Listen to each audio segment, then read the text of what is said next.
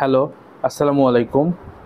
So lecture 6-এ আমরা frequency distributions and graph সম্পর্কে জানব।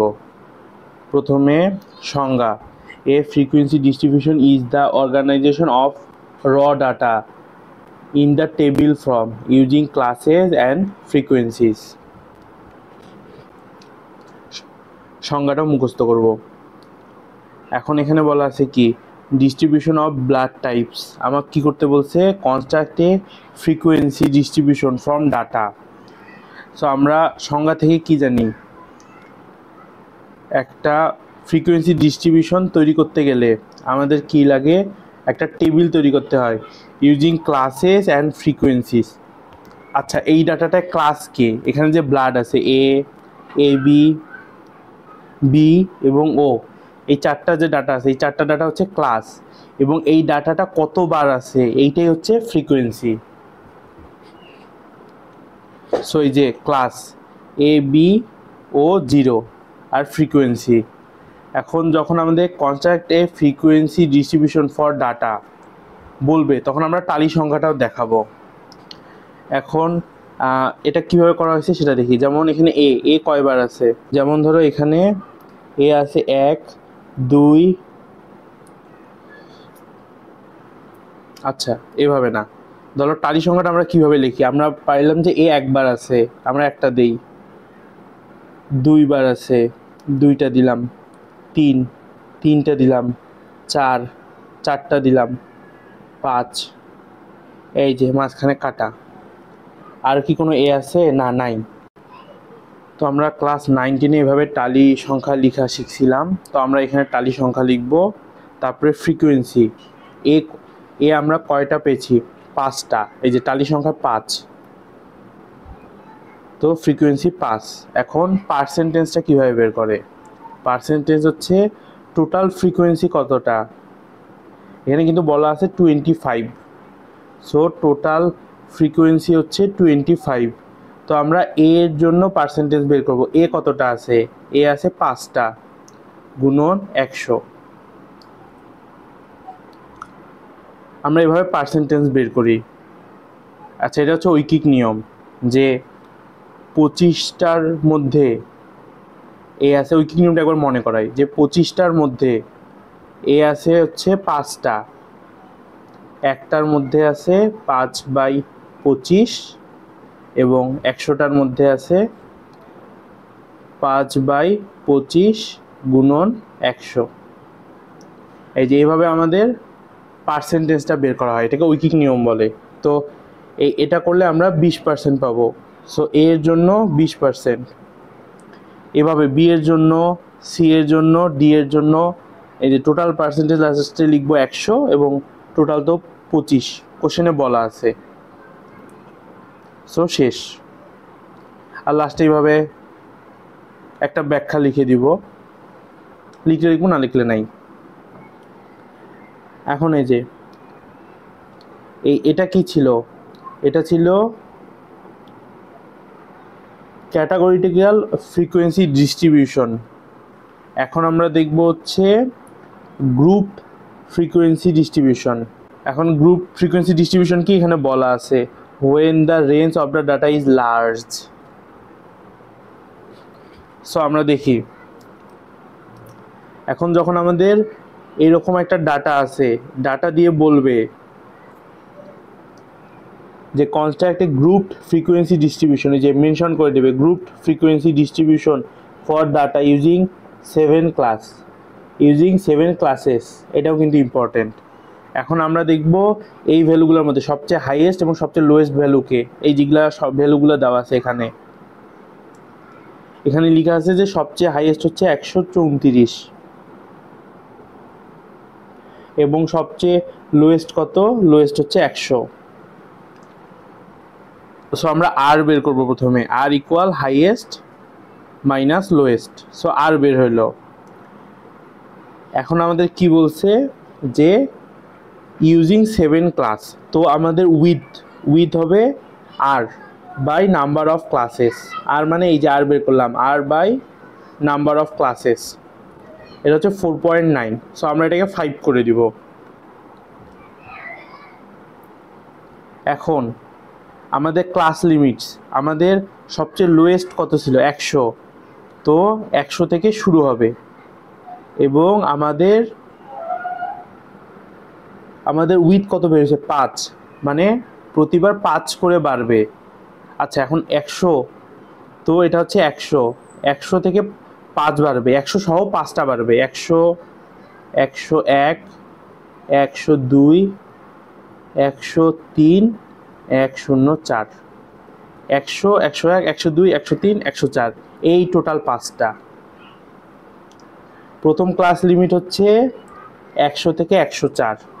আশা করি আমরা বুঝছি কেন 100 থেকে 104 হইলো, 100 সাথে 5 কেন যোগ হইলো না ডাইরেক্ট। এখানে বলছে যে এই উইথটা হবে 5, এই উইথটা হবে 5। আশা করি আমরা বুঝতে পাইছি। ক্লাস বাউন্ডারিজ আমি আগের একটা ভিডিওতে দেখিয়েছিলাম। ক্লাস বাউন্ডারিজ হচ্ছে 100 প্লাস মাইনাস 0.5, 99.5, 104.5। এই টালি সংখ্যাটা কার জন্য বেরোচ্ছে? 100 থেকে 104-এর মধ্যে সংখ্যাটা কতবার আছে সেটার জন্য টালি চিহ্ন বেরোচ্ছে। আমরা দেখব, আমরা এখানে আসব, আমরা এখানে খুঁজে বের করব 100 কোথায় আছে, 100 থেকে 104-এর মধ্যে কি আছে। আমরা এই যে 100, তারপরে 104, এটা খুঁজতে একটু টাইম লাগবে। এই যে 104, সো আর মনে হয় এরকম কিছু নাই 100 থেকে 104-এর মধ্যে রেঞ্জে। এই জন্য আমাদের দুইটা টালি সংখ্যা, টালি 2, এই জন্য 2, যা আমাদের ফ্রিকোয়েন্সি 2। এভাবে সবগুলা বের করব। এখানে যখনই ফ্রিকোয়েন্সি ডিস্ট্রিবিউশন করতে দিবে, আমরা ক্লাস লিমিটস, ক্লাস বাউন্ডারি, টালি এবং ফ্রিকোয়েন্সি। এখন আমরা কি সবসময় ক্লাস বাউন্ডারিজটা লিখব? এখন ক্লাস বাউন্ডারিজটা কখন লিখব? যখন আমরা কুমুলেটিভ ফ্রিকোয়েন্সিটা বের করব। এখন এই কোশ্চেনের জন্য গ্রুপ ফ্রিকোয়েন্সি ডিস্ট্রিবিউশনের ক্ষেত্রে কুমুলেটিভ ফ্রিকোয়েন্সিটা বের করতে হয়। সো এখানে আমাদের এই ক্লাস বাউন্ডারিজটা বের করতে হবে। আশা করি আমরা বুঝতে পারছি যে কুমুলেটিভ ফ্রিকোয়েন্সি যদি বের করার কথা বলে, যদি গ্রুপ ফ্রিকোয়েন্সি ডিস্ট্রিবিউশন বলে, তাহলে আমরা তখন ক্লাস লিমিটের পরে ক্লাস বাউন্ডারিজটাও বের করব। এখন আমরা দেখব এই যে কুমুলেটিভ ফ্রিকোয়েন্সিটা কিভাবে বের করে।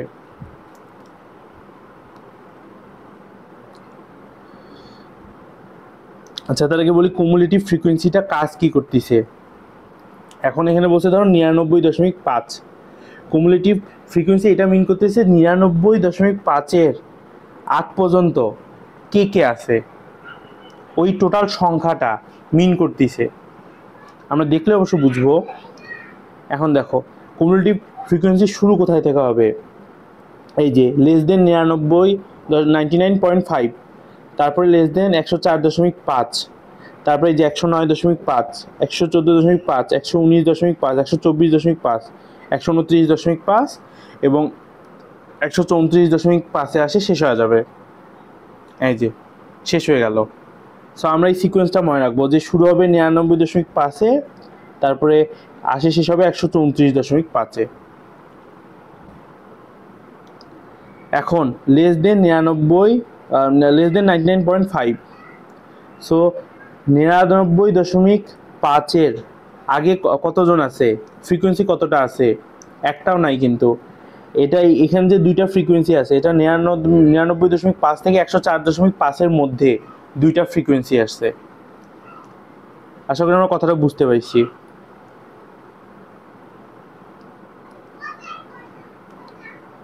সো এখানে কুমুলেটিভ ফ্রিকোয়েন্সি 0। তারপরে আমরা দেখব লেস দেন 104। আমরা দেখি এই যে 104 পর্যন্ত ফ্রিকোয়েন্সি কত? 2।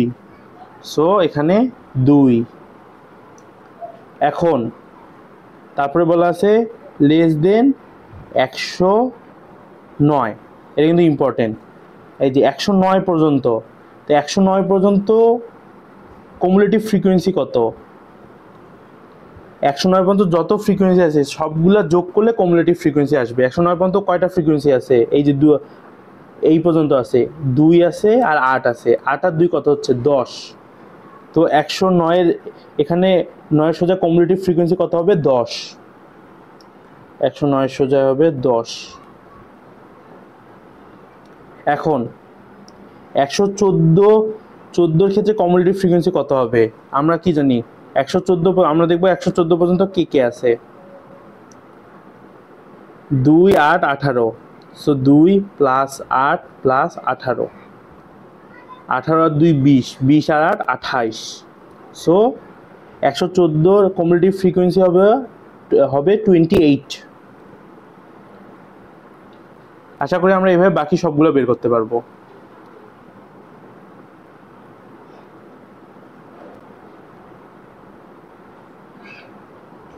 এখানে আরেকটা বলছে construct A frequency distribution and analysis the distribution.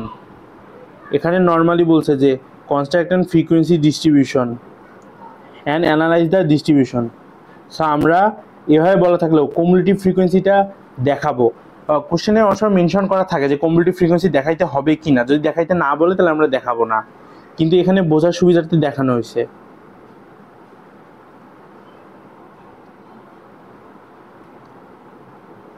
যদি কোশ্চেনে কিছুই বলা না থাকে তাহলে আমরা কমিউলেটিভ ফ্রিকোয়েন্সিটা দেখাবো অথবা টিচারকে জিজ্ঞাসা করবো যে স্যার এটা দেখাইতে হবে কি না। এখন দেখো এখানে নাম্বারগুলো কীভাবে আছে, 12 14 16 17 18, 14 পরে 15 ছিল। সো আমরা সিরিয়াল ওয়ে কয়টা সংখ্যা পাচ্ছি, 1 2 3 4 5 6 7 8, 8টা সংখ্যা পাচ্ছি। সো আমরা প্রথমে ক্লাস লিমিটগুলো লিখব, 1 2 3 4 5 6 7 8। ক্লাস বাউন্ডারিজ বের করলাম, ক্লাস বাউন্ডারিজ বের করার পর এই যে টালি সংখ্যা বের করলাম, তারপরে ফ্রিকোয়েন্সি। এখন আবার কমিউলেটিভ ফ্রিকোয়েন্সি ক্ষেত্রে কি বলছিলাম, শুরু হবে যে এখান থেকে 11.5, তারপরে 12.5 13.5 14.5 15.5 16.5 17.5 18.5 19.5, এখানে আসি শেষ হবে। 11.5 পর্যন্ত কতটা আছে, 0টা আছে, একটাও নাই। সো এটার ক্ষেত্রে এই যে কমিউলেটিভ ফ্রিকোয়েন্সি 0। 12.5 পর্যন্ত কয়টা আছে, 6টা, কমিউলেটিভ ফ্রিকোয়েন্সি 6। 14.5 পর্যন্ত কয়টা আছে, 6 আর 1 7, 7 3 10, 10টা। 14.5 পর্যন্ত কয়টা আছে, 10টা। আশা করি আমরা এটা বুঝতে পাইছি। তো এখানে কিছু এক্সারসাইজ তারপরে দেওয়া ছিল। আশা করি আমরা আজকের লেকচারটা বুঝতে পাইছি। ধন্যবাদ সবাইকে।